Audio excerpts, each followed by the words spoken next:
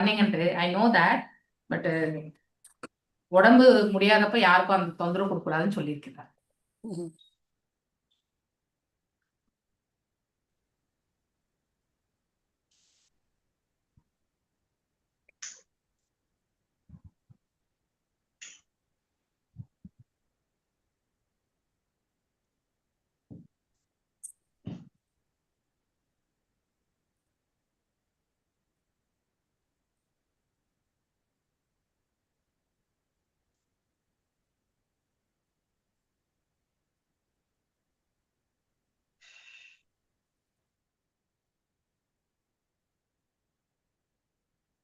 ஹரே கிருஷ்ணா. மோகன்தாஸ் பிரபுஜி இருக்க மாட்டார்னு நினைக்கிறேன் இன்னைக்கு, இல்லையா? நீங்களா அந்த 8 o'clock கிளாஸ் அட்டன் பண்றீங்களா?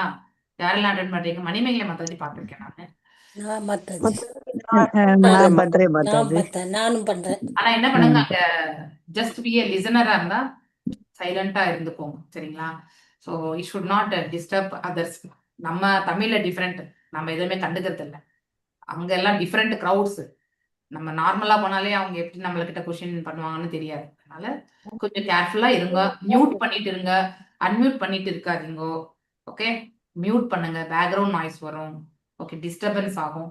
You should not get highlighted. உங்களால் அங்க டிஸ்டர்பன்ஸ் வந்த மாதிரி அன்நோயிங்லிங்க தான் எல்லாருமே செய்யறது. பட் அதனால கேர்ஃபுல்லா இருந்து கேளுங்க. ஓகே, ஹரே கிருஷ்ணா. ஓகே மாதாஜி. ஓம் நமோ பகவதே வாசுதேவாய. ஓம் நமோ பகவதே வாசுதேவாய. ஓம் நமோ பகவதே வாசுதேவாய. நாராயணம் நமஸ்துத்யம் நரம் செய்வ நரோத்தமம் தேவீம் சரஸ்வதிம் வியாசம் ததோ ஜெயம் உதிரயேத் நஷ்டப்ராயேஷு பத்ரேஷு நித்யம் பாகவத சேவையாம் பகவத்ய உத்தம ஸ்லோகே பக்திர்பவதி நைஸ்திகி. ஓம் அஜ்ஞானதிமிராந்தஸ்ய ஞானாஞ்சனேஷலாக்கய சக்ஷுருன்மிலிதம் येन तस्मै श्री गुरवे नमः. श्री चैतन्य मनोभीष्टं स्थापितं येन भूतले स्वयं रूपा गदामह्यं ददाति स्वपदान्तिकं. हे कृष्णा करुणा सिन्धु दीनबन्धु जगत्पते गोपेशा गोपिका कान्त राधकान्त नमस्तुते. तप्त काञ्चन गौरांगी राधे वृन्दावनेश्वरी ऋषभानुसुते देवी प्रणमामि हरिप्रिये.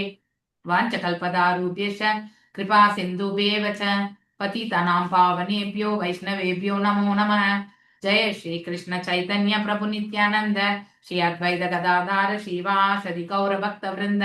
हरे कृष्णा कृष्ण कृष्ण हरे हरे, हरे राम राम राम हरे हरे.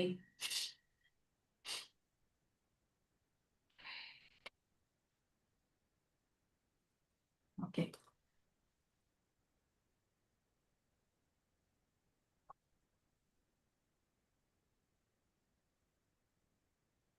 என்னமா இருக்கா?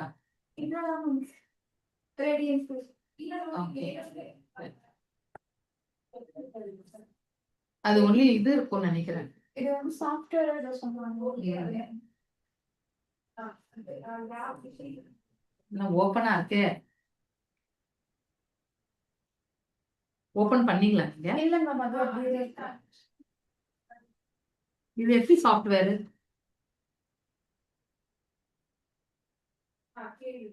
புரியலமா என்னன்னு.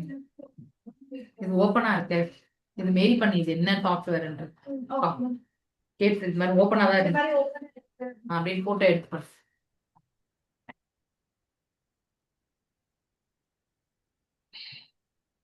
க்ளோஸ் பண்ணிடுமா ஷர்மி?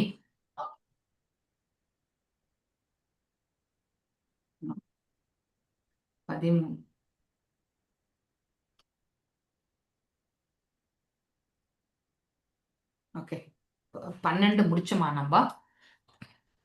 ஆமா மாதாஜி. 13 நான் ஸ்லோகம் வாசிக்கிறேன், நீங்க எல்லாரும் வந்து டிரான்ஸ்லேஷனும் பர்பட்டும் வாசி, சரிங்களா? शंसिते अत अतिरते पाण्डौ प्रताभाला प्रजावधूः युष्मात् कृते बहून् क्लेशरान् प्राप्ता तो कवती मुहुः. यस यस, प्रेमा माताजी वासी. எனது மருமகளான குந்தி தேவி குந்தியை பொறுத்தவரை பெரும் தளபதியான பாண்டுவின் மரணத்திற்குப் பின் அவள் பல குழந்தைகளைக் கொண்ட ஒரு விதவையானாள். இதனால் அவள் மிகவும் துன்பப்பட்டாள். நீங்கள் பருவமடைந்த பொழுது உங்களுடைய செயல்களாலும் அவளுக்கு பெருந்துன்பை விளைந்தது. பொருளுரை: குந்தி தேவியின் துன்பங்கள் 2 மடங்கு அதிகமாகும். இளம் வயதிலேயே விதவை ஆகிவிட்டதாலும் அவளது இளம் குழந்தைகளை வளர்த்து வருவதற்காகவும் அவள் மிகவும் கஷ்டப்பட்டாள். பருவமடைந்த அவளது மகன்களின் செயல்களினால் அவள் தொடர்ந்த துன்பத்திற்கு ஆளானாள். கடவுளால் அவள் துன்பப்பட வேண்டியவள் ஆவாள் என்பதையே இது குறிக்கிறது. மேலும் தொல்லை ஏற்படாதவாறு இதை ஒருவர் பொறுத்து கொள்ள வேண்டும். ஹரே கிருஷ்ணா மாதாஜி. இதைதான் குந்தி தேவி செய்தாள் என்று இந்த இடத்துல வந்து பீஷ்ம பிதாமகர் சொல்றார் இல்லையா, பொறுமை. சோ நம்ம குந்தியினுடைய கதாபாத்திரத்தை எடுத்துக்கணும்னா அப்படின்னா அவங்க வாழ்ந்த வாழ்க்கை நம்ம பார்க்கும் பொழுது, ஸோ அவங்க ஒரு வளர்ப்பு மகளாக குந்தி போஜனுக்கு வந்து வழங்கப்பட்டு இல்லையா, அவங்க வந்து வளர்ந்து அதன் பிறகு துர்வாச முனிவருக்கு வந்து பணிவிடை செய்து இல்லையா, துண்டு புரிந்து அதனால் ஒரு வரத்தை பெற்ற அவள், அது தெரியாத ஒரு தவறு அப்படின்னா அறியாத பருவத்தில் செய்த ஒரு தவறுக்காக அவள் வாழ்க்கை முழுவதுமே அவள் வந்து கஷ்டப்பட்டாள் இல்லையா. அந்த மந்திரத்தை உச்சாடனம் செய்ததால் சூரிய பகவானை நோக்கி கர்ணன் வந்து பிறந்தான். கர்ணனை பிரிந்து அவள் வந்து கர்ணனை ஸ்வீகரிக்கணும்னு தான் அவள் நிறைய காலகட்டங்கள்ல நினைச்சா. ஷி பீங் வெரி ஹானஸ்டி இல்லையா, ரொம்பவுமே நேர்மையான ஒரு அதாவது தன்னை வந்து போன அத்தியாயத்துல படிக்கும் பொழுது அவங்கள பத்தி வாசிக்கும் பொழுது அவங்களுடைய பிரார்த்தனைகள்ல பாத்தீங்கன்னாக்கா பெண் என்ற ஒரு நிலையில வந்து தனக்கு அந்த குவாலிஃபிகேஷன் இல்லைன்ற நினைப்பாங்க. ஆனா உண்மையிலே அவள் வந்து பெண்ணாக இருந்தாலும் அவள் அத்தனை ஞானம் கொண்டவள். அவள் எப்பவுமே நான் துன்பத்தையே கொடுங்க, நாம் யாராவது போய் துன்பத்தை கொடுன்னு பாவாண்ட கேட்போமா? கண்டிப்பா கேட்க மாட்டோம் இல்லையா. எனக்கு எல்லாமே ஃபிளெக்சிபிளா இருக்கணும், எல்லாமே எனக்கு நடைமுறையில வந்து எல்லாமே எனக்கு எல்லாமே நடக்கணும் இல்லையா, அவ்வளவுதான். நான் என்ன நினைச்சுட்டு இருக்கணும், என்ன பண்ணிட்டு இருக்கணும், அதெல்லாமே சுமூகமா நடக்கணும். இப்படிதான் நம்ம பிரார்த்தனைகளே இருக்கும். ஆனா அவ ஒரு சூழ்நிலையிலுமே வந்து கடினமான ஒரு துன்பத்தை அனுபவித்தாள். சோ இப்படி பார்க்கும் பொழுது முதல்ல பாண்டுவை மணக்கிறதுக்கு முன்னாடி தனக்கு சுயம் வரும்போது தன்னுடைய தந்தை வந்து தன்னிடத்துல கேட்காமலே அவர் செய்துட்டார் இல்லையா. அவ்வளவு அன்பு கொண்ட தந்தையின் மனசை நோக்கடிக்க கூடாதுன்னு அந்த சுயம்பரத்தையுமே அவளால தடுக்க முடியல.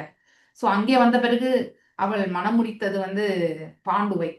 சோ பாண்டுவோட வந்து திருமணம் ஆகி அவள் வந்து அஸ்தினாபுரம் சென்ற பிறகு திருமணமான அன்றைய அவர் வந்து எங்கேயோ போர் புரிய வேண்டிய ஒரு அதாவது அதாவது தன்னுடைய நண்பராக இருக்கக்கூடிய நாட்டிற்கு சப்போர்ட் பண்றதுக்காக போயிருப்பார். சோ அதாவது இவங்க தாத்ரி தானே, மாத்ரியினுடைய அண்ணன் பேர் என்ன, என்ன நாடு அது, மச்ச தேச அரசர் அவரு சல்லியன் இல்லையா. சல்லியனுடைய அவங்களுடைய நாட்டிற்காக வந்து இவர் வந்து சப்போர்ட் பண்றதுக்காக தான் போவார். அந்த போர்ல வந்து அந்த நாடு வந்து வெற்றி கொண்ட பிறகு அவங்க மாத்திரியை வந்து இவருக்கு திருமணம் செய்து அனுப்பி விட்டுறாங்க. சோ அப்படின்னா அவங்களுடைய வாழ்க்கையில எவ்வளவு தியாகங்கள் என்பதை பார்க்கணும் இல்லையா. ஒரு பெண் திருமணம் முடிந்து வந்த உடனே தன்னுடைய கணவன் வந்து போர் முனைக்கு போகின்றான், மீண்டும் வர வரைக்கும் காத்துட்டு இருந்து அந்த இப்பெல்லாம் நம்ம ஏறி இறங்குறோமே 4 மணி நேரம் பஸ், அந்த மாதிரி கிடையாது இல்லையா.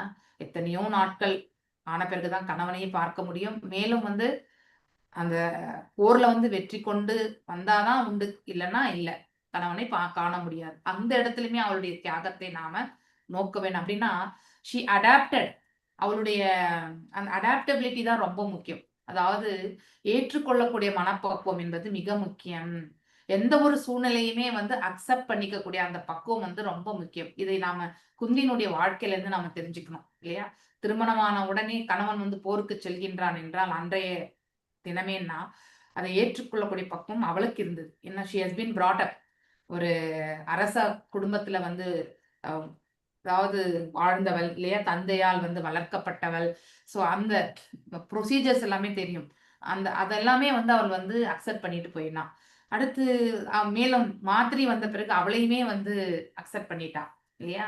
ஸோ அந்த ஒரு சூழ்நிலை. மேலும் வந்து காட்டிற்கு போகும்பொழுது 2 பேருமே வந்து போனாங்க. மாத்திரியினுடைய ஆசையினால அந்த மானை வந்து கொல்ல வேண்டிய முனிவர் பெயர் எனக்கு ஞாபகம் இல்ல. ஐ திங்க் இங்க இருக்கு, இங்க வரமாட்டேங்குது.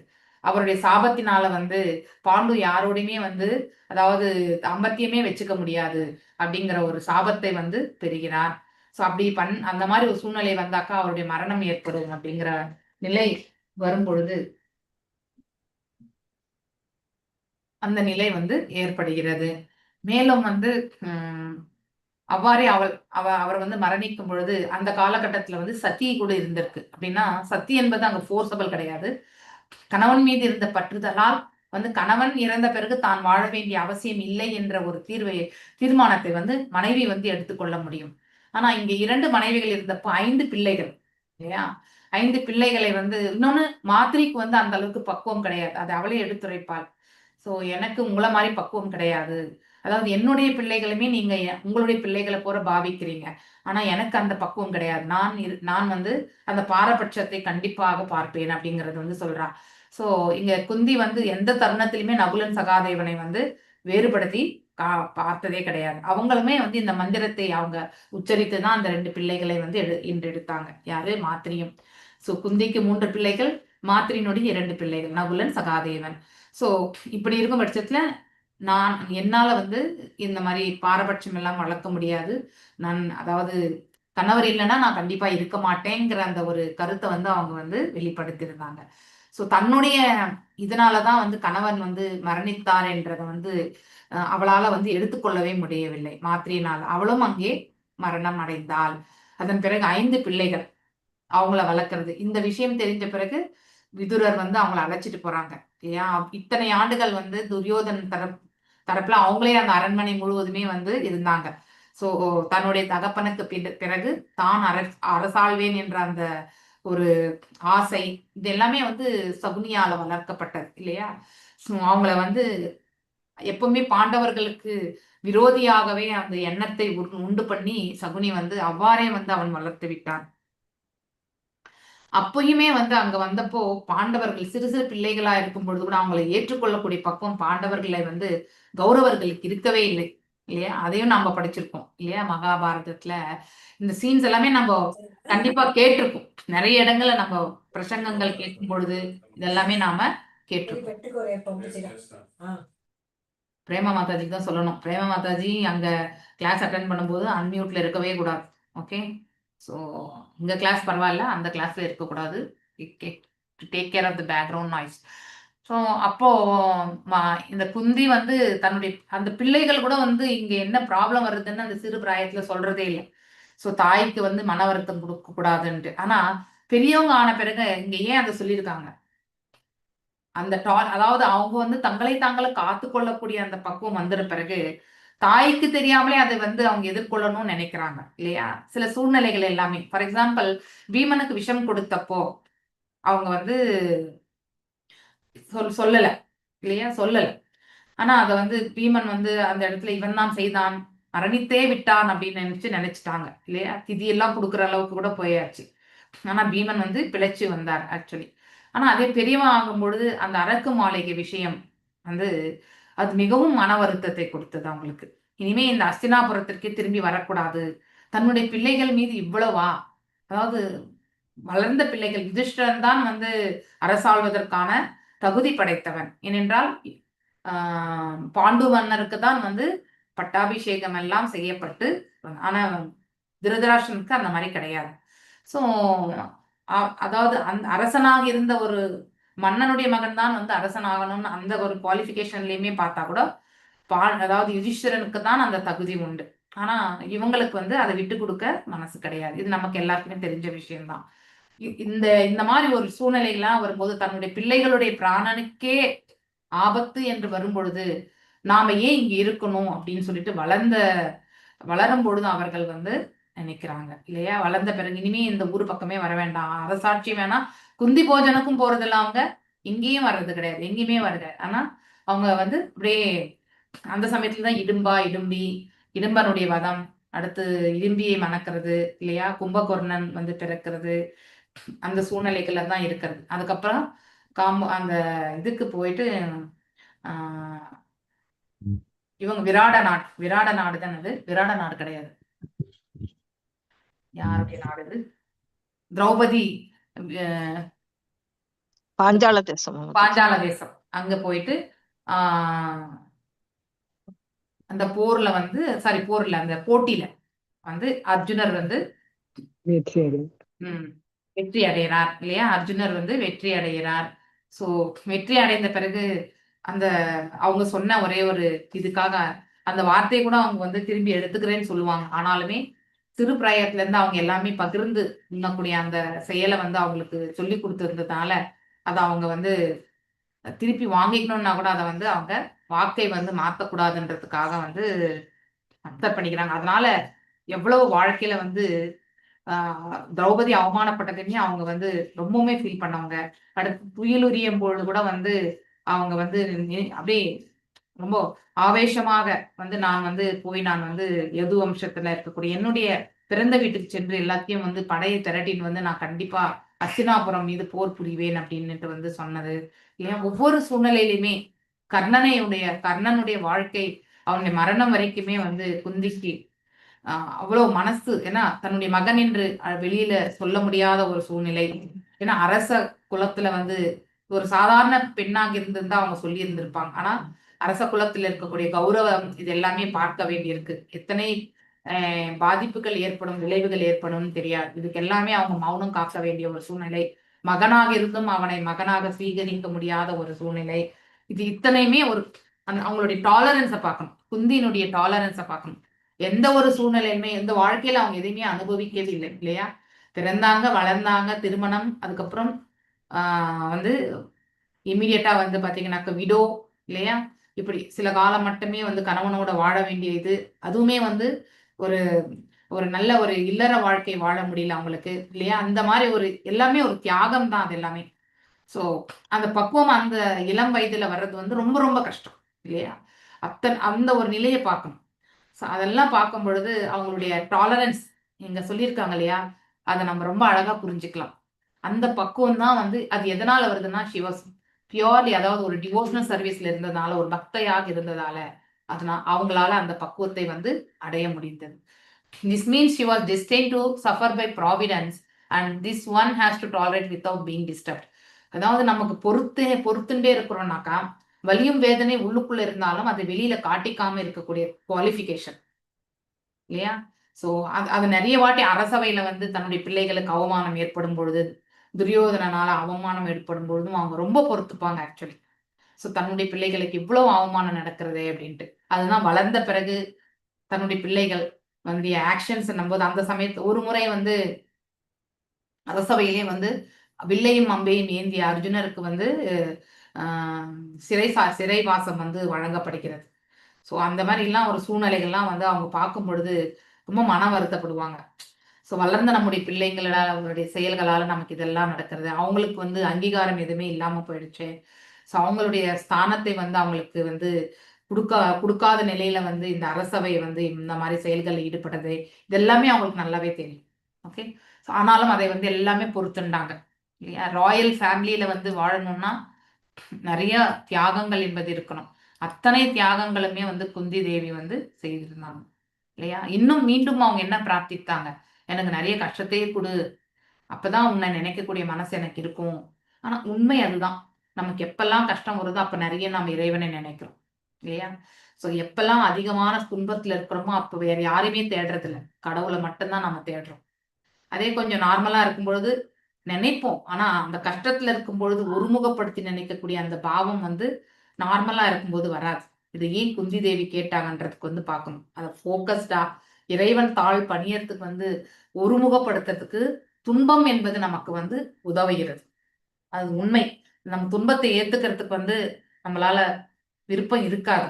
ஆனா துன்பம் என்ற சூழ்நிலையில் இருக்கும்பொழுது நம்மளால அதை சகிக்கக்கூடிய தன்மை வந்து இறைவன் தாழ் பணியும் போது வருகிறது. இதுதான் நிதர்சனமான உண்மை. எல்லாருடைய வாழ்க்கையிலுமே இதை நீங்க ஒரு முறை அலசி பார்த்தீங்கன்னாக்கா, கஷ்டப்படக்கூடிய காலத்துல எல்லாமே பகவானே எனக்கு இந்த கஷ்டத்துல இருந்து எப்படி நான் வெளியே வருவேன்னு தெரியலையே, எனக்கு பாதையை காட்டு அப்படின்னு சொல்லிட்டு நம்ம கண்டிப்பா பிரார்த்திப்போம். அது ரொம்ப ஃபோக்கஸ்டா இருக்கும் நமக்கு இல்லையா? சர்வம் காலா கிருதம் மன்யே பாவதாம் சாயத் அப்ரியம் சபாலோ யத் வசே லோகோ வாயோரிவ கனாவலிஹி. எஸ், மல்லிகா மாதாஜி வாசன். ஹரே கிருஷ்ணா மாதாஜி. இவை அனைத்தும் தவிர்க்க முடியாத காலத்தினால் விளைந்தவையே என்பது என் அபிப்பிராயமாகும். மேகங்கள் காற்றினால் அடித்துச் செல்வதைப் போலவே எல்லா கிரகங்களிலும் உள்ள அனைவரும் காலத்தினால் ஆளப்படுகின்றனர். பொருளுரை: எல்லா கிரகங்களும் காலத்தினால் ஆளப்படுகின்றன. அதைப் போலவே பிரபஞ்ச வெளி முழுவதிலும் காலத்தின் ஆட்சி உள்ளது. காற்றின் வலிமையினால் மேகங்கள் அடித்துச் செல்லப்படுவதைப் போல் சூரியன் உட்பட எல்லா பெரிய கிரகங்களும் காற்றின் வலிமையினாலேயே கட்டுப்படுத்தப்படுகின்றன. அதே போலவே தவிர்க்க முடியாத காலமானது காற்று உட்பட மற்ற மூலப்பொருட்களின் செயலையும் கூட கட்டுப்படுத்துகிறது. ஆகவே ஜட உலகில் பகவானுடைய ஒரு சக்தி வாய்ந்த பிரதிநிதியாக உள்ள காலத்தினால் அனைத்தும் ஆளப்படுகின்றன. எனவே காலத்தின் கற்பனைக்கு எட்டாத செயலுக்காக யுதிஷ்டர் வருந்த தேவையில்லை. ஜட உலக நிபந்தனைகளுக்கு உட்பட்டிருக்கும் வரை ஒவ்வொருவரும் காலத்தின் செயல் விளைவுகளை ஏற்றுக்கொள்ளத்தான் வேண்டும். முற்பிறப்பில் செய்த பாவங்களால் தான் இப்பொழுது அவர் துன்பப்படுகிறார் என்று யுதிஷ்டர் நினைக்க கூடாது. மிகச்சிறந்த புண்ணியவானும் கூட ஜட இயற்கையின் சூழ்நிலைகளை அனுபவிக்கத்தான் வேண்டியுள்ளது. ஆனால் புண்ணியவான் ஒருவர் மத கொள்கைகளை பின்பற்றும் தகுதியுள்ள பிராமணர்களாலும் வைஷ்ணவர்களாலும் வழிநடத்தப்படுவதால் அவர் பகவானின் விசுவாசம் உள்ளவராக இருக்கிறார். வழிகாட்டியாக உள்ள இம்மூன்று கொள்கைகளே வாழ்வின் குறிக்கோளாக இருக்க வேண்டும். நித்தியமான காலத்தின் ஜால வித்தைகளினால் ஒருவர் கலங்கிவிடக்கூடாது. பிரபஞ்சத்தை ஆளும் பிரம்மதேவரும் கூட காலத்திற்கு கட்டுப்பட்டவராகவே இருக்கிறார். எனவே மத கொள்கைகளை சரிவர பின்பற்றுவராக இருந்தும் காலத்தினால் இவ்வாறு ஆளப்படுவதை குறித்து ஒருவர் அதிருப்தி அடையக்கூடாது. ஹரே கிருஷ்ணா மாதாஜி. தேங்க்யூ மாதாஜி. அழகான விளக்க உரை. பீஷ்ம பிதாமகர் யாருக்கு கொடுக்கிறார்? ஆக்சுவலி யுதிஷ்டிர மகாராஜ் சொல்றார். இன்னோவேட்டபிள் அப்படின்னாக்கா தவிர்க்கவே முடியாது. சிலதெல்லாம் நம்மளால தவிர்க்க முடியும் இல்லையா? ஸோ மௌனம், ஒருத்தர்கிட்ட நம்ம வந்து சண்டை போடணும்னு ஒரு சுச்சுவேஷன் ஏற்பட்டா கூட நான் மௌனத்தை அனுஷ்டானம் பண்ணி நாம சைலண்டா இருக்கிறதுக்கான வாய்ப்பு நமக்கு கிடைக்கும் இல்லையா? ஆனா காலத்தை நம்மளால கட்டுப்படுத்த முடியாது இல்லையா? காலம் என்பது நித்தியமானவன். நித்தியமா இருக்கிறது ரூபம் யாரு? பகவான் தான் இல்லையா? கால ரூபமே பகவான் தான்ன்றத நம்ம படிச்சிருக்கோம் இல்லையா? 11வது அத்தியாயத்துல படிச்சிருக்கோம். விஸ்வரூபம், கால ரூபம் இல்லையா? ஸோ இது எல்லாமே நம்ம படிச்சிருக்கோம். அதனால தெய்வீகமா இருக்கக்கூடிய நிலை, இதெல்லாம் கூட நம்ம அந்த இடத்துல 2 கைகள் ரூபத்தையும் படிக்கிறோம், பரமாத்மா ரூபத்தையும் படிச்சிருக்கோம். ஸோ அப்படி இந்த காலம் என்பது இந்த பிரபஞ்சம் இல்லையா? இந்த அண்டத்தில் இருக்கக்கூடிய இந்த எல்லா ஒரு அண்டத்தில் இருக்கக்கூடிய எல்லா உலகங்களையும், அது மாதிரி பல்வேறு அண்டங்களையுமே வந்து பகவானுடைய இதுல இருந்து ஆற்றலால் வந்து கட்டுப்படுத்தப்படுகிறது. ஓகே. மேலும் there is a control by time over all planets. எல்லா கிரகங்கள் மேலும் எப்படி ஒவ்வொரு அண்டத்தையுமே காலம் கட்டுப்படுத்துகிறதோ, அந்த அண்டத்திற்குள் இருக்கக்கூடிய கிரகங்களையுமே வந்து காலம் வந்து கட்டுப்படுத்துகிறது. இதெல்லாம் நம்ம பார்க்கும்போது சூரியன், சந்திரன் எல்லாமே இல்லையா? எல்லாமே வந்து காலத்தினால் வந்து நம்ம கட்டுப்படுத்து. இதுக்கு எதற்கு ஒப்பிடப்பட்டிருக்குனாக்கா, காற்று என்ன பண்ணணும்னாக்கா, பலமா காற்று அடிச்சதுன்னு வச்சுக்கோங்களேன், நல்ல மழை வரணும்னு நினைச்சா கூட அது என்ன ஆகும்? எல்லாமே சிதறி போயிட்டு மழையே வராது. ஃபோர்ஸ். அது போல காலம் வந்து நம்மள வந்து அநேக விதமான இன்ப துன்பங்களுக்கு எல்லாமே வந்து நாம ஆட்கொள்ளப்படுகின்றோம். அதெல்லாம் நம்ம தவிர்க்கவே முடியாது. ஆனா அது எல்லாமே நம்முடைய செயல்களுடைய விளைவுகளால் ஏற்பட்டது. அந்த காலம் நமக்கு நல்லதும் செஞ்சிருக்கு. இப்போ 2021 கோவிட் அது வந்தது வந்து காலத்தோட விளைவு தான். அதோட நமக்கு வந்து இந்த பகவத்கீதை படிக்கிறதுக்கான ஒரு வாய்ப்பு நமக்கு கிடைச்சது மாதாஜி. கரெக்ட். நன்மையும் உண்டு, தீமையும் உண்டு, இரண்டுமே உண்டு. ரெண்டுமே எடுத்துக்க வேண்டிய நம்ம கட்டாயத்துல இருக்கோம். அதுதான் காலம் என்பது இல்லையா? அது காற்று எப்படி பலமா அடிச்சா மேகமூட்டம் வந்து கலைந்து போகுமோ, அது போலதான் காலத்தினால் நாம வந்து நன்மை தீமைகளை அடைவது கிண்ணம். அதை நம்மளால தவிர்க்கவே முடியாது இல்லையா? பலமா காற்றை நம்மளால நிறுத்த முடியுமா? மேகத்தை வந்து கலைச்சிட்டு போறதை வந்து நம்மளால மாத்தி அமைக்க முடியுமா? கண்டிப்பா முடியாது. அது போல பகவானுடைய சொரூபமா, அதாவது ரூபமா இருக்கக்கூடிய கால ரூபம், அதையும் நம்ம படிக்கிறோம். அதனால நீ வந்து இந்த இவ்வளவு பெரிய இழப்புக்கு நீதான் காரணம் என்று நீ நினைக்காதே அப்படின்னு இப்போ யார் சொல்றது? பீஷ்ம பிதாமகர் வந்து சொல்றார். யாருக்கு? யுதிஷ்டிர மகாராஜாவுக்கு. Everyone has to bear the actions and reactions of நயம் as long as one is within. இந்த கட்டுண்ட வாழ்க்கையில வந்து கட்டுண்ட உடலை, கட்டுண்ட நிலையில இருக்கக்கூடிய இந்த ஆத்மா இந்த இழப்பு, ஆனந்தம் இது அனைத்தையுமே சகித்து கொள்ளக்கூடிய அந்த பக்குவம் வந்து அவனுக்கு வரணும். ஸோ இதெல்லாம் காலத்தினுடைய கட்டாயத்தால் நிகழ்கின்றது. இது நம்முடைய இச்சையினால் நிகழ்றது கிடையாது. ஆனா இந்த நிகழக்கூடிய இந்த நிகழ்வுகள் வந்து நம்முடைய கர்ம பலன்கள். அப்படி பார்த்தா பஞ்ச பாண்டவர்களுக்கு வந்து அந்த மாதிரி கர்ம பலன்கள் எல்லாம் எதுவுமே கிடையாது. அவங்க எல்லாமே தெய்வ புருஷர்கள் ஆக்சுவலி, இல்லையா? அப்படி இருக்கும் பட்சத்துல பகவானுடைய கைங்கரியத்திற்காக ஒரு காரணத்திற்காக அவர்கள் வந்து அவதரித்தவர். சோ அதனால அவர்கள் பகவானுடைய சிறந்த பக்தர்களும் கூட. சோ பக்தர்களா இருக்கிறவங்களுக்கு நிறையவே வந்து அதாவது எந்தெந்த சூழ்நிலைகளை அவங்க சுயமா எதுவுமே செயல்பட முடியாது. ஒவ்வொரு க்ஷணமுமே இறைவனுடைய கருணைக்காக அவர்கள் காத்திருக்க வேண்டிய ஒரு சூழ்நிலையில தான் இருப்பாங்க அவங்க, இல்லையா? சோ அந்த மாதிரியும் அவங்களுடைய பாவமும் இருக்கும். பகவானுடைய விருப்பம் எதுவோ அதை ஏற்றுக்கொள்கின்றோம். அப்படிப்பட்ட ஒரு பாவத்தோட அவங்க இருப்பாங்க. அதனால இங்கே இந்த இழப்பை வந்து ஏற்றுக்கொள்ளக்கூடிய பக்குவத்துல வந்து யுதிஷ்டர் இல்லை. அதனால நீ வந்து காலத்தினுடைய கட்டாயத்தால் விளைந்த இந்த பேரழிவை வந்து உன்னாலானது, உனக்கானது, நீ வந்து அரசனாக ஆகத்திற்காக ஆனது என்று நீ என்றைக்கும் எண்ணாதே அப்படின்னு சொல்லிட்டு யார் சொல்றது? பீஷ்ம பிதாமகர் சொல்றார் ஆக்சுவலி. ஆனா ஜென்ரலா வந்து நாம செய்திருக்கக்கூடிய பாவங்கள் வந்து முற்பிறவில அதுதான் நம்ம இந்த பிறவில அனுபவிப்போம். Even the pious has to suffer the condition of, even தர்மம் அறிந்தவர்கள் கூட வந்து இந்த பௌதிக உலகத்துல வந்து கடினமான சூழ்நிலைகளை வந்து அவர்கள் எதிர்கொள்ள வேண்டியதுதான். சோ ஆனா அவர்களுக்கு யார் மீது நம்பிக்கை இருக்கும்? பகவான் மீது நம்பிக்கை இருக்கும். அதனால பெரிய கடல் போல கஷ்டம் வந்தா கூட அதை வந்து பனி போல விளக்கக்கூடிய அந்த அளவுக்கு அவங்களுக்கு வந்து சுலபமான ஒரு அதை கடந்து செல்வதற்கான பாதை வந்து பகவானே காட்டுவார். ஏன்னா அவர்கள் தர்மம், யார் வந்து தர்மத்தை பரிபாலிக்கிறார்களோ அவங்களுக்கு தர்மமே ரட்சணை. தர்மோ ரக்ஷித ரக்ஷணை ரக்ஷிதக அப்படின்னு சொல்லிட்டு ஒரு வேர்டு இருக்கு, இல்லையா? ஒருத்தர் தர்மத்தை பரிபாலித்தால் அந்த தர்மமே அவங்கள வந்து ரட்சிக்கும். நாம அதர்மத்தை பரிபாலித்தா அந்த அதர்மத்தினுடைய விளைவுகளால் நாம கஷ்டம்தான் படுவோம். சோ அதனால நாம் எதை விதைக்கின்றோமோ அதை மட்டும் தான் நாம் அறுவடை செய்ய முடியும். சோ இங்க பார்க்கும் பொழுது அதாவது குரு, சாது, சாஸ்திரம், பகவான் மீது நம்பிக்கை, for he guided by bona fide, பிராமணனால வந்து அறிவுறுத்தப்படுவது, மேலும் வந்து ஒரு குருவினுடைய அனுகிரகத்தால் அவர்கள் வந்து அவங்களுடைய கட்டளைகளை ஏற்று நடக்கிறது, இல்லையா? குரு, சாது, சாஸ்திரம், இந்த மூணுமே வந்து ஒருத்தருக்கு வந்து கைடிங் பிரின்சிபல். ஸோ அதனால one should not be disturb by the tricks of the eternal time. நித்தியமான காலத்தினுடைய செயல்பாடுனால ஒருத்தர் வந்து மனசு வந்து சஞ்சலம் அடையக்கூடாது. Even the great control, Brahmaji கூட இதுக்கு விதிவிலக்கு கிடையாது. அவருமே காலத்திற்கு கட்டுப்பட்டவர் தான். அவருடைய ஆயுட்காலமே இவ்வளவுதான்றத வந்து நாம படிச்சிருக்கோம். பிரம்மா என்பது ஒரு பதவி. ஸோ அந்த பதவியில இருக்கக்கூடிய அந்த ஜீவாத்மா 311.04 ட்ரில்லியன் ஆண்டுகள் வந்து அவருடைய ஆயுட்காலம். இப்ப 50 ஆண்டுகள்னாக்கா ஆல்ரெடி 158 ட்ரில்லியன் இயர்ஸ் வந்து கிட்டத்தட்ட வந்து முடிஞ்சாச்சு. ஓகே, மிச்சம் ட்ரில்லியன் இயர்ஸ் தான் நடக்கணும். அதனால one should not grudge being those controlled by time.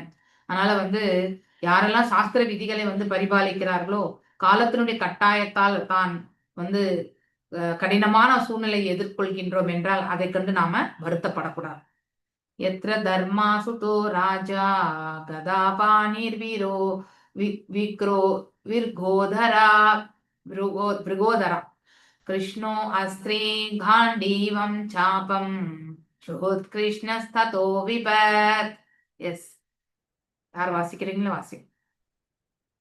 Jai Mahalakshmi Mataji வாசிக்கிறதாங்க வாசி. 13 மாதாஜி. 15. ஓகே மாதாஜி. தவிர்க்க முடியாத காலத்தின் ஆதிக்கம் எவ்வளவு அற்புதமாக உள்ளது.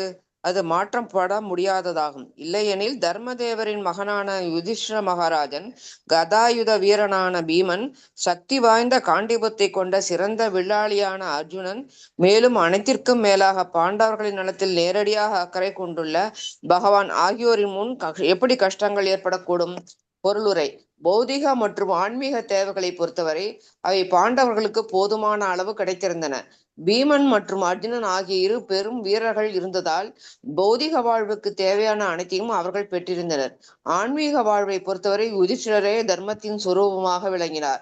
அவற்றிற்கு மேலாக பரம புருஷரான ஸ்ரீ கிருஷ்ணரே அவர்களது நன்மைக்காக அவர்களுடைய விவகாரங்களில் நேரடியாக அக்கறை கொண்டிருந்தார். எனினும் பாண்டவர்களுக்கு பல கஷ்டங்கள் ஏற்பட்டன. புண்ணிய செயல்கள், ஆள்பலம், நிர்வாக திறமை மற்றும் பகவான் ஸ்ரீ கிருஷ்ணரின் நேரடியான கண்காணிப்பில் உள்ள ஆயுத பலம் ஆகிய சக்திகளெல்லாம் இருந்த போதிலும் பாண்டவர்கள் பல கஷ்டங்களை அனுபவித்தனர். தவிர்க்க முடியாத காலத்தின் ஆதிக்கம் ஒன்றுதான் இதற்குரிய ஒரே காரணமாக இருக்க முடியும். காலம் எல்லா விதத்திலும் பகவானையே ஒத்திருக்கிறது. எனவே காலத்தின் ஆதிக்கமானது காரணம் சொல்ல முடியாத பகவானின் விருப்பத்தையே சுட்டிக்காட்டுகிறது. மனித சக்திக்கு அப்பாற்பட்ட விஷயத்தை பற்றி கவலைப்படுவதற்கு ஒன்றுமில்லை. ஹரே கிருஷ்ண மாதாஜி. காலத்தின் பத்தி நம்ம வருத்தப்பட்டு என்ன பிரயோஜனமும் கிடையாது அப்படிங்கிறது கருத்து. ஸோ என்ன நடக்கணுமோ அது கண்டிப்பா நடக்கும் இல்லையா? ஸோ அதுக்குதான் ஒரு ப்ராவர்பு தமிழ்ல கூட சொல்லுவாங்களே, எது நடந்ததோ அது நன்றாகவே நடந்தது, எது நடந்து கொண்டிருக்கிறதோ அது நன்றாகவே நடந்து கொண்டிருக்கிறது, எது நடக்கவிருக்கிறதோ அதுவும் நன்றாகவே நடக்கும். அவ்வளவுதான். ஸோ எல்லாவற்றையுமே நன்மையாக கருதக்கூடிய அந்த பக்குவம் நமக்கு வரணும். ஓகே, எது எடுக்கப்பட்டதோ அது எல்லாம் இங்கிருந்தே எடுக்கப்பட்டது இல்லையா? அது பகவானுடைய ஆஸ்திகள் இங்கிருந்தே எடுக்கப்பட்டது. எது நம்ம உபயோகப்படுத்திட்டு இருக்கோமோ அதெல்லாம் கூட பகவானுடையதுதான். அந்த கிராட்டிடியூட் தான் நம்ம வளர்த்துக்கணும். இனிமே எதை நம்ம அடைய போறோமோ அது கூட பகவானுடையதுதான் இல்லையா? அவர்தான் சுப்ரீம் ஓனர்ஷிப், அவர்தான் ப்ரொப்ரைட்டர். அனைத்திற்குமே முதலாளி அவர்தான். அவரிடத்துல இருக்கக்கூடிய வஸ்துக்களை நம்ம ஃப்ரீவில்லா உபயோகப்படுத்திக்கலாம் இல்லையா?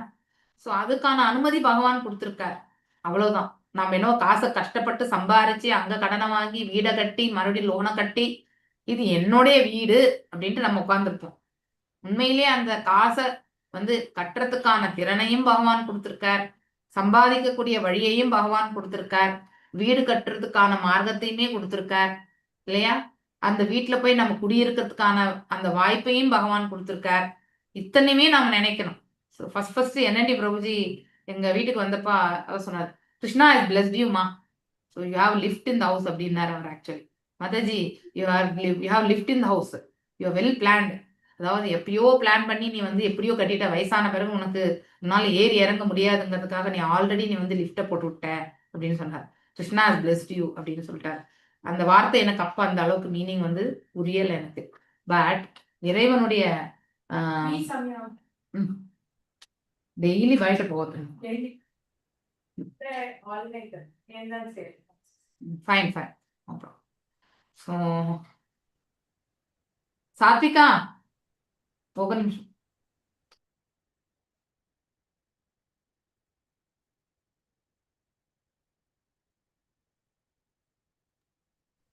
ఓకే, సో కాలத்தினுடைய తలుపు தெரியுமா?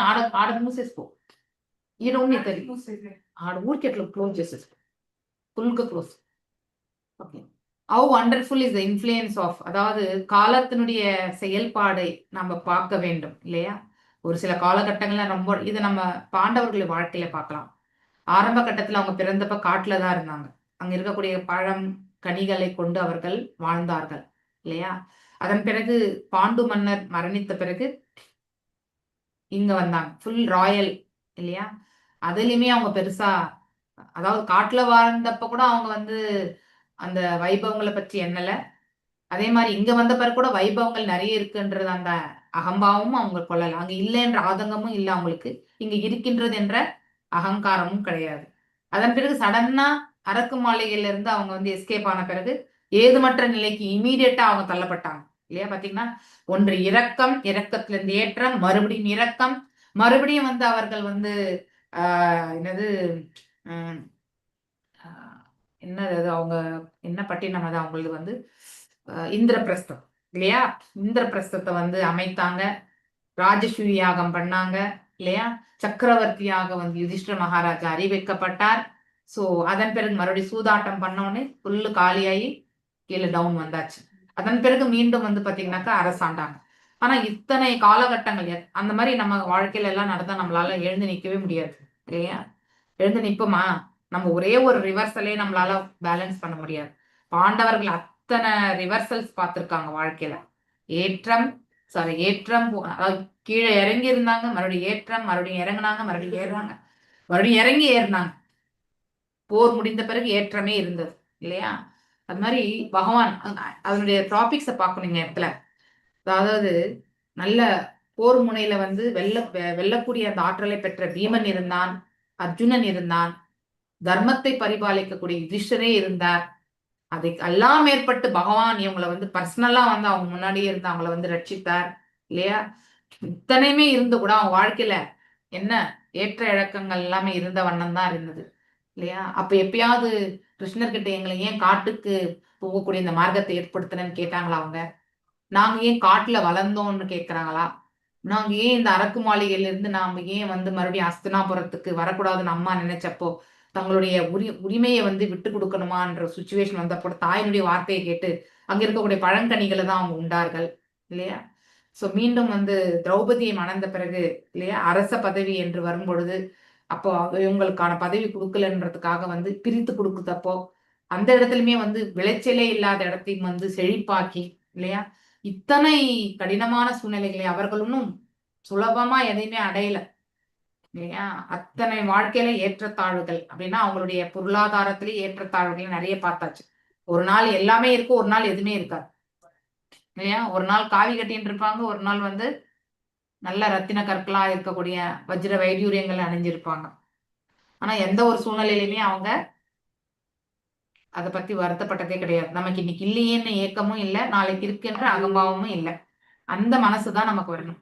சோ அந்த குணாதிசயத்தை நம்ம வளர்த்துக்கணும். தூய பக்தர்களுக்கு மட்டும்தான் அது வரும். So despite the power of pious acts, அதாவது அவங்களுடைய தர்ம காரியங்கள், பவர் ஆஃப் பர்சனாலிட்டிஸ், அவங்களுடைய சக்தி, பவர் ஆஃப் எக்ஸ்பர்ட் மேனேஜ்மெண்ட் யார் பண்றது? அர்ஜுனன் மற்றும் இல்ல இல்ல பவர் ஆஃப் பர்சனாலிட்டிஸ் வந்து அர்ஜுனனும் பீமனும். சாத்விகா யுதிஷ்டர் இல்லையா? அவங்களுடைய ஆயுதங்கள் இல்லையா? அடுத்து வந்து பகவானால மேற்பார்வை டைரக்டா இல்லையா? எப்பவுமே பகவான் அவங்கள வந்து காட்டுல கூட அவங்களுக்கு வந்து உருவாச முனிவர்கிட்ட இருந்து சாபம் கிடைக்கும் போதுன்னா பகவான் அங்க வந்தார் இல்லையா? அதே மாதிரி திரௌபதி துயில் உரியும் பொழுதும் அவர் வந்து ஆடைகளை கொடுத்து அவரை வந்து மானத்தை காப்பாற்றினார்.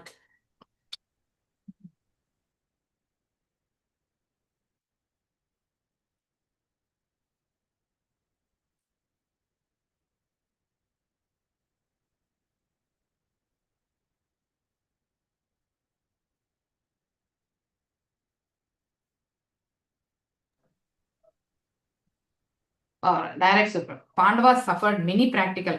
வாழ்க்கையில வந்து இத்தனை ஏற்றத்தாழ்வுகள் நம்மளால மேற்கொள்ள முடியாது. ஆனா பாண்டவர்கள் வந்து ஏன்னா அவர்கள்லாம் தூய பக்தி, அதாவது பக்தி பண்றவங்களுக்கும் அந்த எதையும் எதிர்பார்க்காம செய்யக்கூடிய அந்த பக்தி உடையவர்களுக்குமே வந்து எதையுமே தாங்கக்கூடிய அந்த மனசு வந்து பகவான் கொடுப்பார்.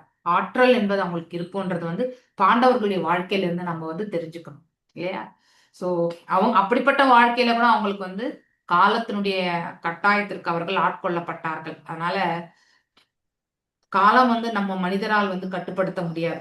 எந்த வஸ்து எந்த ஒரு செயல் வந்து நம்மளால கட்டுப்படுத்த முடியலையோ அதை கொண்டு நாம வருத்தப்படுறதுல எந்த பிரயோஜனமும் கிடையாது.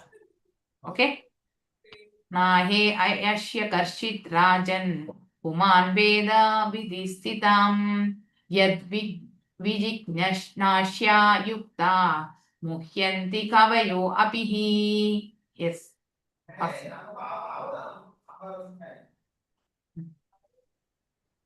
ஹரே கிருஷ்ணா. யாராவது வாசிப்போ. மொழிபெயர்ப்பு. ராஜனே, பகவானின் திட்டத்தை ஒருவராலும் அறிய முடியாது.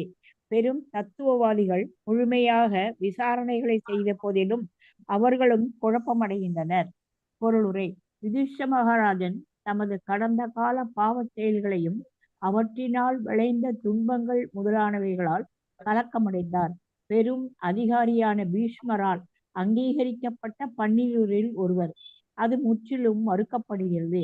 நினைவிற்கு எட்டாத காலத்திலிருந்து சிவன் மற்றும் பிரம்மா போன்ற தேவர்கள் உட்பட ஒருவராலும் பகவானின் உண்மையான திட்டத்தை கண்டுபிடிக்க முடியவில்லை.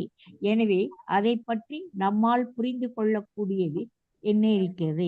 அதை பற்றி விசாரணை செய்வது கூட பயனற்றதாகும். முனிவர்களின் இடைவிடாத தத்துவ விசாரணைகளாலும் கூட பகவானின் திட்டத்தை கண்டுபிடிக்க முடியாது. எதிர்வாதம் செய்யாமல் பகவானின் கட்டளைப்படி நடப்பதுதான் மிகச்சிறந்த கொள்கையாகும். பாண்டவர்களின் கஷ்டங்கள் அவர்களது கடந்த கால செயல்களினால் விளைந்தவை அல்ல.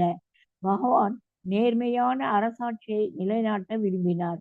அதனால்தான் அவரது சொந்த பக்தர்கள் நேர்மையை நிலைநாட்டுவதற்காக தற்காலிகமான துன்பங்களுக்கு உட்பட்டனர். நேர்மையின் மாபெரும் வெற்றியை கண்ட பீஷ்மதேவர் மிகவும் திருப்தி அடைந்தார். மேலும் யுதிஷ்ட மகாராஜன் அரியாசனத்தில் இருப்பதை காண அவருக்கு மகிழ்ச்சியாக இருந்தது. துன்மார்க்கத்தை நிறைவேற்ற முயல்பவர் யாராக இருந்தாலும் அவரால் நேர்மையை வெல்ல முடியாது என்பதை பகவான் காட்ட விரும்பினார். இதனால்தான் மாவீரரான பீஷ்ம தேவராலும் கூட வெற்றி அடைய முடியவில்லை. பீஷ்ம தேவர் பகவானின் மிகச்சிறந்த பக்தராவார். ஆனால் பீஷ்மரை போன்ற மாவீரராலும் அதர்மத்தின் பக்கத்தில் இருந்து கொண்டு வெற்றி பெற முடியாது என்பதை பகவான் காட்ட விரும்பினார் என்பதால் பகவானின் விருப்பப்படியே பீஷ்மரும் பாண்டவர்களுக்கு எதிராக போரிட்டார். ஹரே கிருஷ்ண. வெரி நைஸ் இல்லையா? ரொம்ப அழகான விளக்க உரை இது நம்ம படிக்கும் பொழுது. ஸோ பகவானுடைய அவர் நமக்கு என்ன என்ன நமக்கு வழங்கணும்ன்றது வந்து இறைவன் சித்தம் எதுன்றது நம்மளால கண்டுபிடிக்க முடியாது, என்றைக்குமே கண்டுபிடிக்க முடியாது. அதனால அதை பத்தி நம்ம யோசிக்கிறத விட நார்மலா நம்ம பகவானுக்கு என்ன பக்தி தொண்டு பண்ணணுமோ அதை செய்துட்டு போறதா போகும். மிச்ச இருக்கத்தெல்லாம் பகவான் நமக்கு என்ன வழங்கணுமோ வழங்கட்டும், அதை ஏற்றுக்கொள்ளக்கூடிய பக்குவம் வரணும் நமக்கு. இவ்வளவு பேசி பேசியே நம்ம உங்களை எல்லாமே இந்த சேஞ்சஸ் உங்களுக்கு புரியறதா வருதா? உங்களுக்கு நீங்க என்ன நினைக்கிறீங்க? At least Mallika Mataji, what is your experience? Jai Mahalakshmi Mataji. அதான் மத்தாஜி, பகவான் என்ன பிளான் பண்றாரோ அதுபடிதான் நம்ம வாழ்க்கையில நடக்கிற ஒவ்வொரு செயலுமே நமக்கு நடக்குதே தவிர நம்மளோட பாவ விளைவுகள்னு நம்ம வேணா நம்ம சாதாரண மனிதர்கள், அதனால பாவ விளைவுகளை நம்ம எடுத்துக்கலாம். இருந்தாலுமே அதுவுமே பகவானால எந்த நேரத்துல எதை கொடுக்கணும், எவ்வளவு கொடுக்கணும் அப்படிங்கறதெல்லாம் அவருடைய திட்டம் தான் அப்படிங்கறது நமக்கு தெரிய வருது மாதாஜி. உணர்றீங்களா நீங்க எல்லாரும்? உணர்றோம் மாதாஜி. உணர்றோம் மாதாஜி, மாதாஜி, ஒவ்வொரு நான் ஸ்டேஜ்லயுமே உணர்றோம். நான் இப்ப இந்த நிலைக்கு வந்தது கூட பகவான் தான் நினைக்கிறேன் மாதாஜி. ஒண்ணும் இல்ல மாதாஜி, நீங்க இதுல இருந்து எவ்வளவு வெளியே வந்திருக்கீங்கன்றத பாருங்க. நீங்க உங்க மாதிரி சுச்சுவேஷன் இப்போ உங்களுக்கு நீங்க இங்கே இருக்கீங்க சொல்ற, எங்க அப்பாவை கூட இதே மாதிரி பிளட் கிளாட் தான், சுயநினைவு இல்லாம படுத்திருக்காரு.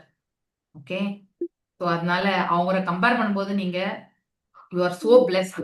உங்களோட பக்தி தான் மாதாஜி இவ்வளவு சீக்கிரம் நீங்க ஆமா முன்னேறி வந்திருக்கீங்க. ஆமா அதை நினைச்சு பாருங்க, உங்களோட பாசிட்டிவா நினைங்க. ஆமா பாசிட்டிவ் இது. ஓகே, நீங்க இவ்வளவு படிக்கிறதுன்னு நான் ரொம்ப சந்தோஷப்படுறேன் நான். ஓகே, ஸோ அதனால நீங்க இதை கண்டினியூஸா நீங்க படிங்கோ. அது எல்லாமே உங்களுக்கு இறைவனுடைய வியாபகங்கள் உங்க மனசுல வந்து எப்பவுமே இருக்கிற அந்த பிராப்தத்தை பகவான் உங்களுக்கு கண்டிப்பா கொடுப்பாரு.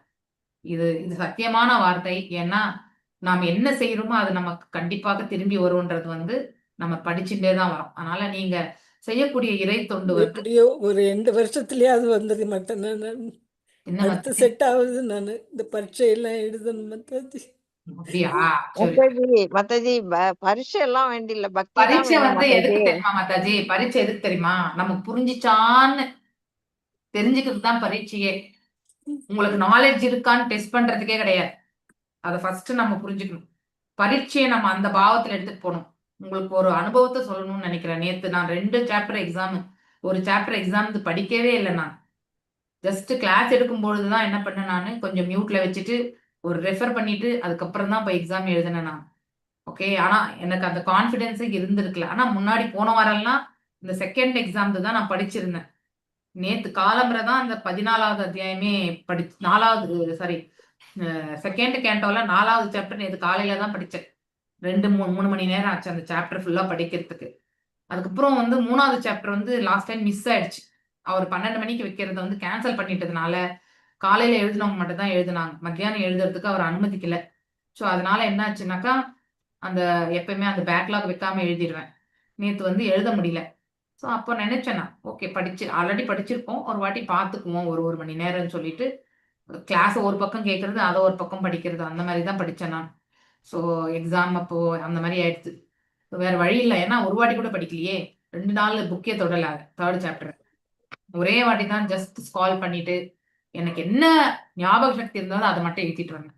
நான் கிரேட்டா எக்ஸாம் எழுதுன்னு நான் சொல்லலை, ஆனா அதை எவ்வளவு முடியுமோ அவ்வளோ, ஏன்னா அதை வந்து கரெக்ட் நம்ம அதை எழுதி முடிச்சிடணுன்றதுக்காக எழுதினேன் நான். ஸோ நம்ம அதனால எனக்கு நாலேஜ் இருக்கான்ற வேலிடேஷன் அங்கே பார்க்க போறது இல்லை. எந்த அளவுக்கு என்னுடைய மெமரி வந்து ரீகலெக்ட் பண்ணி நான் எழுத முடிஞ்சது தான் நான் பார்க்குறேன். ஏன்னா யோசனை, அதாவது நம்ம எவ்வளோ ஆழ்ந்து சிந்திக்கிறோம், எவ்வாறு நம்ம அதை புரிஞ்சுக்கிறோம் அப்படிங்கிறது தான் முக்கியம். தத்துவங்களை நம்ம உள்ளபடி நம்முடைய முந்தைய ஆச்சாரியர்கள் எல்லாம் என்ன சொல்லியிருந்தாங்களோ அதெல்லாம் நம்ம அவ்வாறே நம்ம புரிஞ்சுட்டோம்னாலே அதுக்காக தான் அந்த டெஸ்ட். அதை புரிஞ்சுனீங்கனாக்கா அடுத்து நீங்க 10 பேருக்கு நீங்க சொல்லி கொடுத்தா கூட அது வந்து ஆழ்ந்து அவங்களுக்குமே பதிவு. இந்த வேலிடேஷன் ஆஃப் டெஸ்டே அதுதான். உங்களுக்கு எவ்வளோ ஞானம் இருக்கா, இவ்வளோ முடிஞ்சதா உங்களுக்குன்றதுக்கானதே கிடையாது. ஃபர்ஸ்ட் அந்த மாதிரி ஒரு அதனாலதான் ப்ரெஷர் டெவலப் ஆகுறது. டெஸ்ட்னாலே நமக்கு ஏன் ப்ரெஷர் வருதுன்னா, நமக்கு எவ்வளோ நாலேஜ் இருக்கா அப்படிங்கறது வந்து நம்ம தெரியலையே அப்படின்னு நம்ம ஃபீல் ஆகக்கூடாது. எல்லாத்துக்குமே எல்லாமே தெரியாது, ஏன் அப்படியே தெரிஞ்சா கூட எல்லாத்தையுமே ஞாபகம் வச்சுக்க முடியாது. ஒரு நம்ம படிச்சிருக்கிறதுல ஒரு 70 மார்க்ஸ் எடுத்தா கூட போதும், ஃபைன். நமக்கு யாரும் தண்டனை கொடுக்க போறது கிடையாது. Okay, nothing. மாதாஜி, அதுவும் இல்லாம இந்த எக்ஸாம்லாம் நமக்கு வந்து இங்க படிக்கிறோங்கிறதுக்காக ஒரு இதா வைக்கிறாங்க. ஆனா நம்மளோட உள்கருத்து என்ன மாதாஜி? நம்ம வந்து இந்த பக்தியில வாழ்க்கையில எப்படி பகவானை புரிஞ்சுக்கணும், அவருடைய அபார்ட் போகணும் அப்படிங்கறதான நம்ம குறிக்கோள். அதுக்காகத்தானே நம்ம இதை படிக்கிறோம். முக்கியமா படிக்கிறது பக்திக்காக தானே மாதாஜி? ஆமா, முக்கியமா வந்து நம்ம வாழ்க்கையில அன்றாட வாழ்க்கையில எப்படி நாம அந்த பக்தி செய்யறதுனால நம்முடைய பக்குவத்தை நாம் எப்படி அடையிறோம், வாழ்க்கையில இங்க படிச்சதெல்லாம் நாம் எப்படி, இப்ப குந்தி தேவியினுடைய பொறுமையை பத்தி படிச்சோம் இல்லையா? அந்த பொறுமையை நாம் எப்படி எடுத்துட்டு வருது? குந்தி தேவியுடைய பொறுமைக்கு நம்மளால வந்து கம்பேர் பண்ணவே முடியாது. நாமளும் வாழ்க்கையில அன்றாட வாழ்க்கையில நம்ம வீட்லயே நம்ம இருக்கணும்ல, நமக்கு எவ்வளவு மனஸ்தாபங்கள் வரும் இல்லையா, மிஸ் அண்டர்ஸ்டாண்டிங் வரும். அதையெல்லாம் நம்ம எப்படி சகிச்சுக்கிறோம்ன்றதுதான் ரொம்ப முக்கியம். சகிச்சுக்கிறோன்றதை விட அது ஃபர்ஸ்ட் லெவல். 2வது லெவல் வந்து நம்ம அன்பை மட்டும்தான் நம்ம வந்து கொடுக்கணும். நம்ம குடும்பத்தை, அதாவது தெரியாதவங்க மேல நம்ம கருணை தான் கொள்ளணும், அவங்க மேல காழ்ப்புணர்ச்சி கொள்ளக்கூடாது அப்படிங்கிற தத்துவம் வரும்போது, எல்லா ஹிருதயத்திலுமே பரமாத்மா இருக்காரு அப்படிங்கிற அந்த பாவத்தை நம்ம எடுத்துட்டு வரும்போது ஆட்டோமேட்டிக்கலி நமக்கு வந்து கருணை மட்டும்தான் மாதாஜி வரும், யார் மேலேயுமே கோவமே வராது.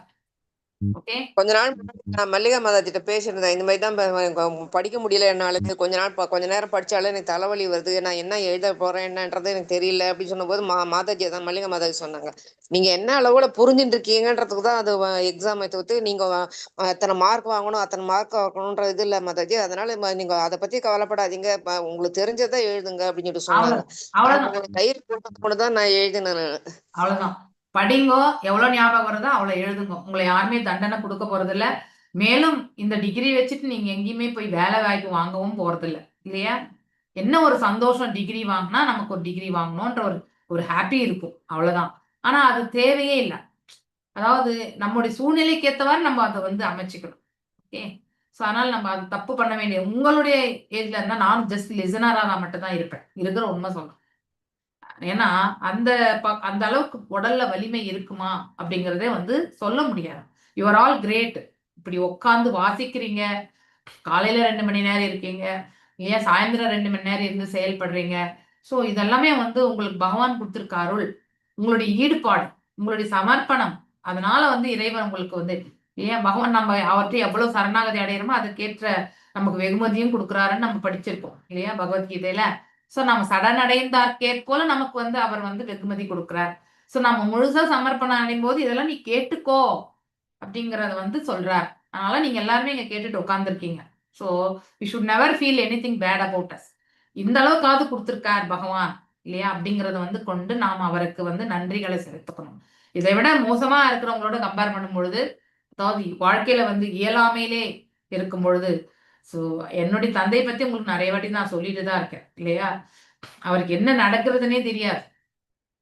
அப்படிப்பட்ட ஒரு சுச்சுவேஷன் இருந்தா நாம எப்படி ஃபீல் ஆகும் சொல்லுங்க? நம்மள ஒருத்தர் வந்து படுக்க வைக்கிறது, திருப்புறது, உணவு ஊட்டுறது எல்லாமே வந்து நடந்துன்னு இருக்கு. ஆனா அதை பத்தி தெரியாமலே நம்ம படுத்துட்டு இருந்தோம்னா அது எவ்வளவு கஷ்டமான ஒரு சூழ்நிலை இல்லையா?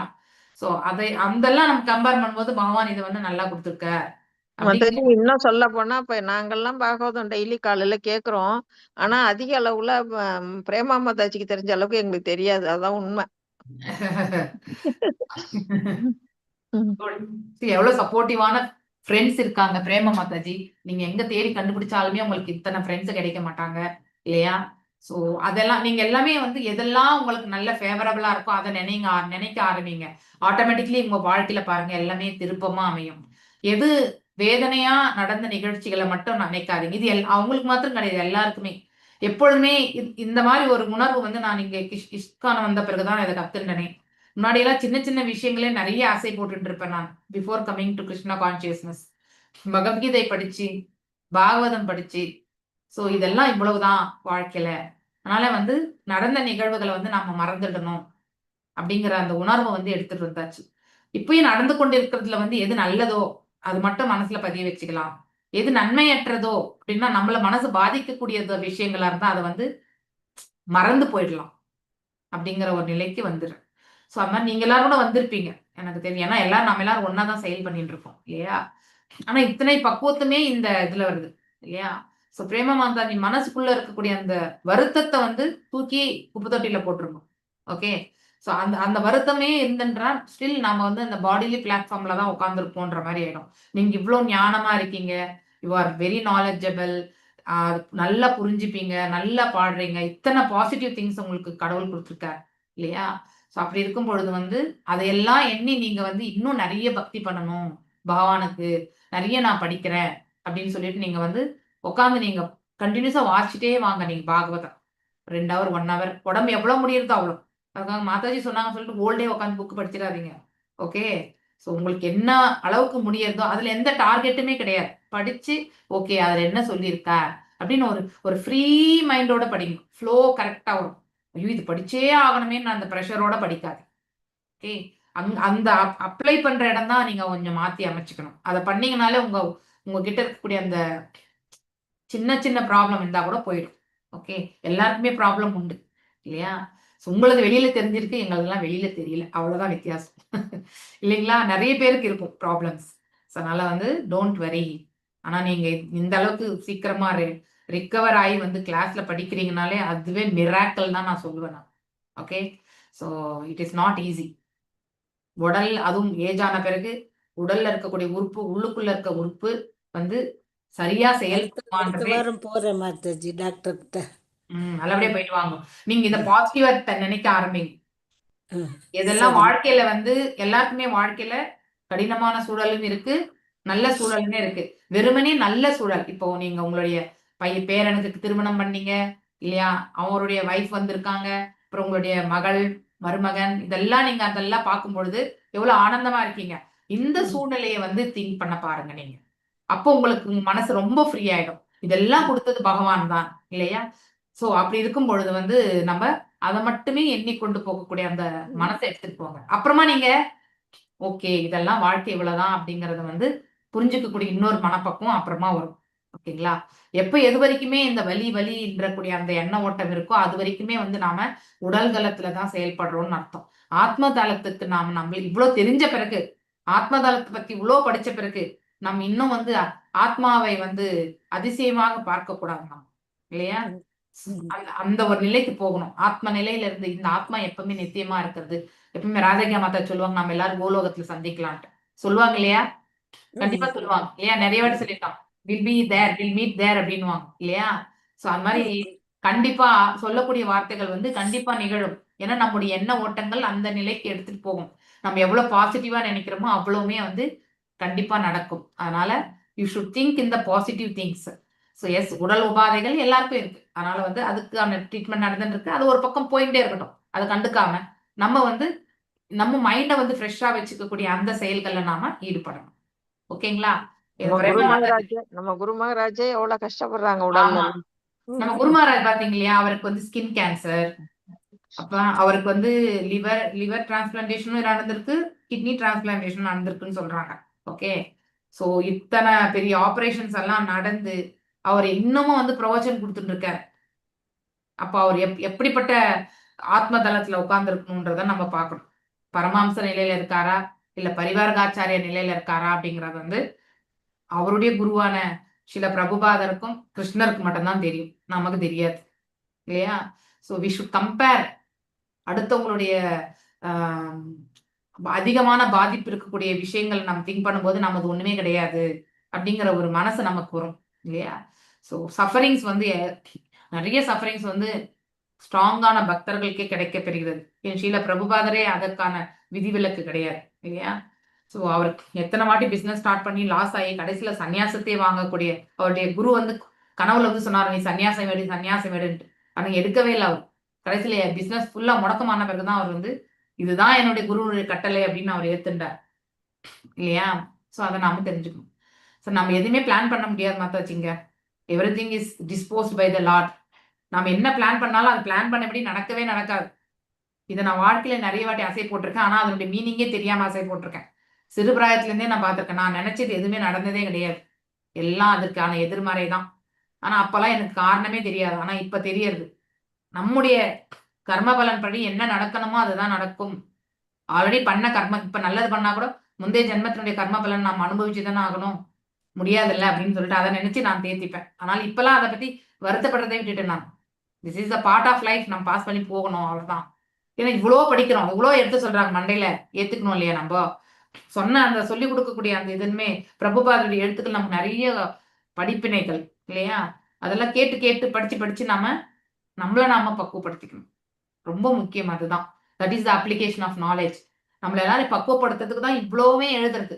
ஒருத்தருடைய துன்பத்தை பற்றி நம்ம வேதனை படும் பொழுது என்ன ஆகும்னாக்கா நாமளும் அதிலே போய் ஆழ்ந்து விடுவோம். ஆனா அந்த துன்பத்திற்கான மூல காரணம் என்ன அப்படிங்கறத அலசி ஆராயும் பொழுது அத்தகைய செயல்களால இந்த விளைவுகள் வந்தது என்று உணரும் பொழுது நாம் அதை தவிர்க்கிறதுக்கான மார்க்கம் என்னன்றத வந்து இறைவன் தாள் படிந்து விட வேண்டும். ஓகே, அப்ப நமக்கு அந்த பக்தியில வந்து நம்ம முன்னேறி போகும்பொழுது கஷ்டமெல்லாம் நமக்கு எதுவுமே தெரியாது. Rise above the platform of body, அவ்வளவுதான். Even the exhaustive philosophical enquiries of sages cannot ascertain. இறைவனுடைய சித்தம் என்ன என்பது ஞானமறிந்த ரிஷிமுனிகளால் கூட கண்டிப்பா கண்டுபிடிக்க முடியாது இல்லையா? பெஸ்ட் பாலிசி என்னன்னாக்கா நம்மளுடைய அதாவது எதையுமே abide by the orders of the lord without argument. ரொம்ப அழகா சொல்லப்பட்டிருக்கு. இதுதான் இறைவன் சித்தம் என்றால் அதை வந்து அவ்வாறு ஏற்றுக்கொள்வதற்கு நாம பழகிக்கணும். ஓகே, அந்த ஒரு நிலை நாம வந்து ஏத்துட்டோம்னாக்கா ஆட்டோமேட்டிக்கலி வந்து நம்ம will move forward. The sufferings of Pandavas were never to. அவங்க வந்து முற்ஜென்ம பாவங்கள் கிடையாது இல்லையா? அவங்க எல்லாருமே வந்து அதாவது தெய்வீக புருஷர்கள். அவங்களுக்கு முன்ஜென்ம பாவங்கள் எல்லாம் கிடையாது.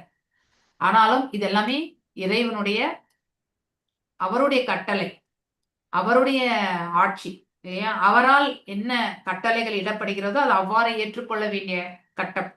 And is own devotees suffer temporarily இல்லையா?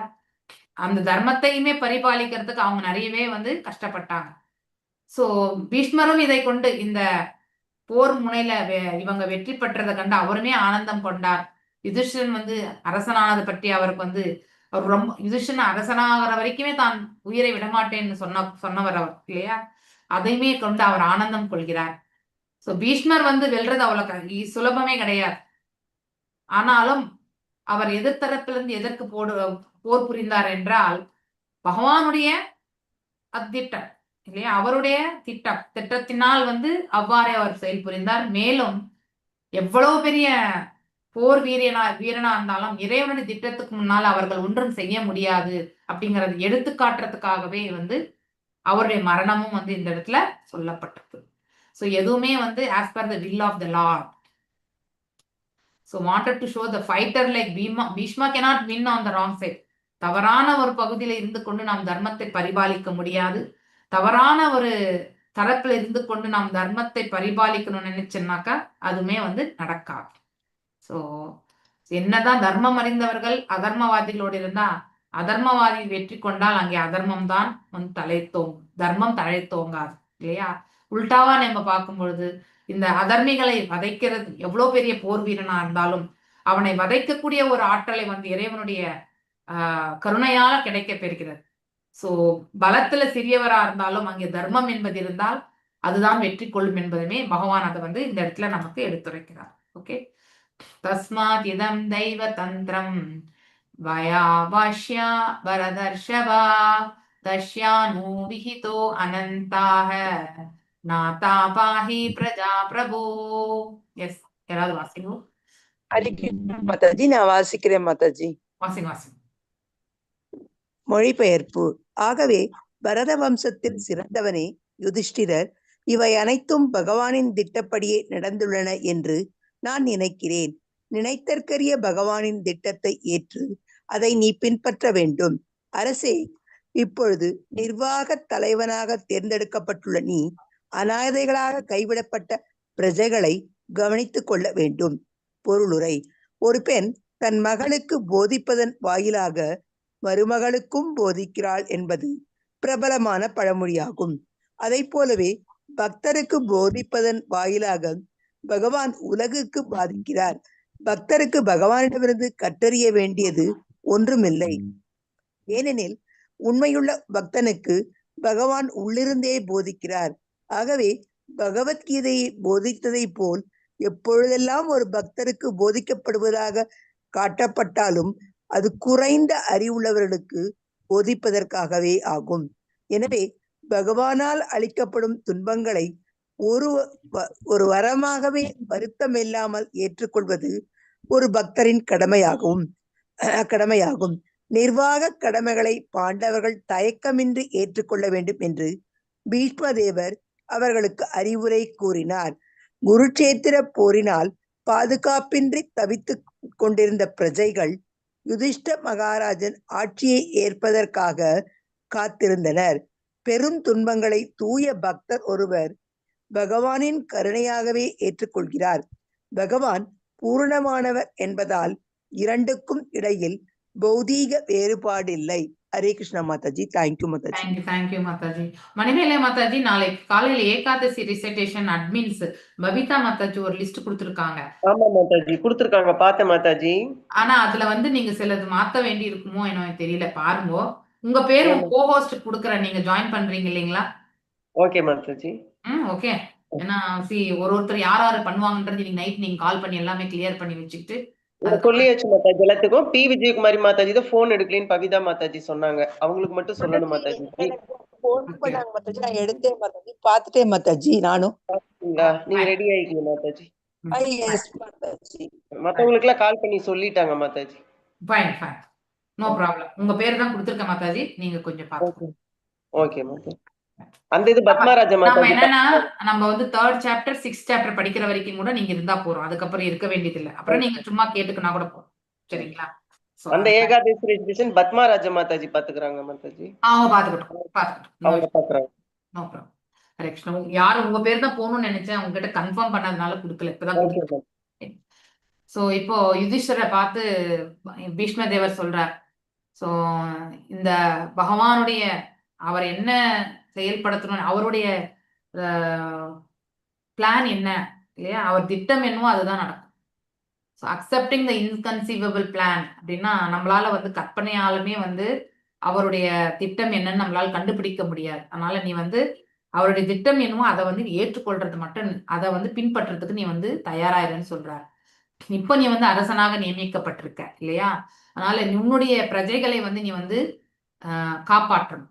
ஏன்னா இப்ப எல்லாமே போர் முடிஞ்சு இல்லையா, அனாதையான இருக்கக்கூடிய ஜனங்கள் தான். ஏன்னா வீட்டுல அப்பா இருக்க மாட்டார், மரணித்திருப்பார் இல்லையா. அதுக்கப்புறம் வந்து பிள்ளைகள் அனாதையா இருப்பாங்க, மனைவி யாருவற்ற ஆதவரா இருப்பாங்க, பெரியோர்களுமே வந்து அவங்களையுமே பாதுகாக்கக்கூடிய அந்த இதுமே கிடையாது இல்லையா. இத்தனை பேருமே பசு, பெரியோர்கள், முன்னோர்கள், பெரியோர்கள், அடுத்து குழந்தைகள், அப்புறம் பெண், இவங்க எல்லாருமே வந்து நம்ம வந்து கண்டிப்பா ரட்சிக்கணும் இல்லையா. பிராமணன், இந்த 5 பேர் எப்பவுமே ரட்சிக்கணும். சோ அப்படி இருக்கும் பட்சத்துல வந்து நீ வந்து அந்த செயலை உன்னுடைய கடமையாக ஏற்று செய். இறைவன் திட்டம் எதுவோ அதை நீ செயல்படுத்துன்னு சொல்றார். அதாவது மேலும் ஒரு வீட்டுல வந்து ஒரு மாமியார் வந்து ஒரு மருமகளுக்கு வந்து பாடத்தை சொல்லி கொடுக்கணும்னா அப்படின்னா என்ன அர்த்தம், இந்த வேலையை எப்படிலாம் செய்யணும்னாக்கா முதல்ல தன்னுடைய மகளுக்கு சொல்லி கொடுத்தா ஆட்டோமேட்டிக்கலி அவங்க ஏத்துப்பாங்க. ஏன்னா மகளுக்கே சொல்லி கொடுக்கும்போது நாம் அதை ஏத்துன்னு ஆகணும் அப்படின்ற ஒரு பக்குவம் வந்துடும் ஆட்டோமேட்டிக்கலி. அது போல பகவான் வந்து தன்னுடைய பிரஜை அதாவது பகவான் வந்து பக்தர்களுக்கு வந்து கொடுக்கக்கூடிய அந்த அனுபவம் வந்து பிரஜைகளுக்கு ஒரு ஒரு உதாரணமாக இருந்து அதை அவர்கள் பின்பற்றுவார்கள். ஸோ எவ்வளவு அழகான ஒரு உண்மை இல்லையா? அதனால நீ வந்து ஒரு பக்தனாக இருந்து பகவத்கீதையில என்னெல்லாம் சொல்லப்பட்டிருக்கதோ அந்த எல்லாமே வந்து குறைமதியாளர்களுக்காக சொல்லப்பட்டது இல்லையா? பகவத்கீதையில நாம் எல்லாரும் கூட வந்து குறைமதியாளர்களா இருந்ததுனால்தான் அதை வந்து புரிஞ்சுக்கிறதுக்காக முயற்சி எடுத்தோம், தெரிஞ்சுக்கிறோம் இல்லையா? படிச்சுட்டே இருப்போம், இன்னும் படிச்சுட்டே தான் இருப்போம் இல்லையா? அதனால நீ வந்து மனசுல எந்த ஒரு வருத்தமோ இல்ல வந்து அதாவது பாத்தீங்கன்னாக்கா அதாவது நினைப்பாங்களே கை கால் உதறது இந்த மாதிரி ஃபியர் இல்லையா? அதாவது இத்தனை பெரிய இழப்பு வந்துடுச்சே என்ன பண்றதுன்ற ஆதங்கமோ இதெல்லாம் உனக்கு தேவையே கிடையாது. இதெல்லாமே காலத்தினால் விளைந்தது. அதனால அதெல்லாம் ஒரு புறம் வச்சுட்டு நல்லாட்சி பண்ணு அப்படின்னு சொல்லிட்டு வந்து பீஷ்ம பிதாமகர் வந்து அவருக்கு அறிவுறுத்துகிறார். ஏன்னா எல்லாருமே வந்து இப்போ அவங்களுக்கு சப்போர்ட் வேணும். பிரஜைகளுக்கு வந்து யாராவது பாதுகாக்கக்கூடிய ஒரு அரசன் வேண்டும். ஸோ அதனால நீ நல்லாட்சி செய் அப்படின்னு சொல்றது. இதெல்லாமே வந்து பிற்காலத்துல வந்து and there awaiting the assumption power by Maharaja Yudhishthir வந்து நம்மளை வந்து ரட்சிப்பார் அப்படிங்கிற ஒரு இதுக்காக காத்துட்டு இருக்கார். அதே மாதிரி பியோர் டிவோட்டி வந்து பாத்தீங்கன்னா தூய பக்தர்கள் பகவான் அவருக்கு என்ன கொடுத்தாலுமே அதை வந்து எடுத்துக்குவாங்க. ஸோ அதனால there is no mundane difference between the two. So since the lord is absolute, அவர் தான் பூரணமானவர் என்ற பொழுது பூரணத்தினுடைய உண்மையாக இருந்தாலும் பகவானும் எல்லாம் ஒன்றுதான் என்பதை வந்து நாம புரிஞ்சுக்கணும். இது பெருசா இருக்கு, எடுக்க முடியாது. ஸோ நான் அதோட நிறுத்துறேன். நம்ம வெட்னஸ்டே வந்து கண்டினியூ பண்ணலாம். ஓகே, அடுத்த இது எப்ப மாதாஜி? புதன்கிழமை மாதாஜி. ஓகே, புதன்கிழமை நாளைக்கு மாதாஜி வந்து பக்தி சாஸ்திரி எடுப்பாங்க. பக்தி சாஸ்திரி மாதாஜி அங்க பகவத்கீதை முடிச்ச பிறகு நான் என்னோட எடுக்கலான் இருக்கேன் நான் அங்க பக்தி சாஸ்திரியில. ஸோ ஆனால் இங்க வந்து கிளாஸ் வந்து மாதாஜி எடுப்பாங்க, ராதிகா மாதாஜி. ஓகே, நான் mostly 9th and 10th chapter வரைக்கும் எடுப்பேன். அதுக்கப்புறம் மாதாஜி எடுப்பாங்க. ஓகே, அவங்க 17th எடுத்துட்டு இருக்காங்க, 18th முடிச்ச பிறகு அவங்க. ஓகே, ஹரே கிருஷ்ணா. அப்புறம் மறுபடியும் காலையில மங்களாரத்தி நம்மளதானே தமிழ். ஆமா, நாளைக்கு மங்களாரத்தி நம்ம தான். நீங்க யாரு பேர் கொடுத்துருக்கீங்க? அஸ்வின் வந்து அவர் நல்லா ப்ரிப்பேர் பண்ணிட்டாரா மாதாஜி? பண்ணிட்டாரு மாதாஜி, நேத்தெல்லாம் கூட பாடினாரு நம்ம சாட்டர்டே கிளாஸ்ல. உங்களுக்கு என்ன கோல்ட் ஆயிடுச்சா மாதாஜி? கோல்ட் ஆயிடுச்சு, கோயம்புத்தூர் போயிட்டு கரூர் வந்தோடனே கோல்ட் ஆயிடுச்சு. மணிகண்டன் பிரபுஜி 1ல இருந்து 5, 6ல இருந்து 10 முருகன் பிரபுஜி. Okay, by. எல்லாமே பத்மராஜ மாதாஜி தான் எல்லாம் அவங்க கிட்ட விட்டுருக்கேன் மாதாஜி. அவங்க கிட்ட அப்பப்ப சொல்லிட்டு அவங்க எல்லா ஆளும் ரெடி பண்ணி வச்சுக்கிறாங்க மாதாஜி. Good good, no issues. Okay, நீங்க காலையில நீங்க ஜாயின் ஆயிட்டு அவங்களுக்கு சொல்லிடுங்க. அவங்க ஜாயின் ஆன பிறகு கையை உயர்த்த சொல்லுங்க, சரிங்களா? Okay madam. पांचकल्पदारूभ्यश्च कृपा सिंधुभ्येव च पतितानां पावनेभ्यो वैष्णवेभ्यो नमो नमः। अनंत कोटि वैष्णव वृंद की जय। नामाचार्य हरिदास ठाकुर की जय। हरे कृष्ण कृष्ण कृष्ण कृष्ण।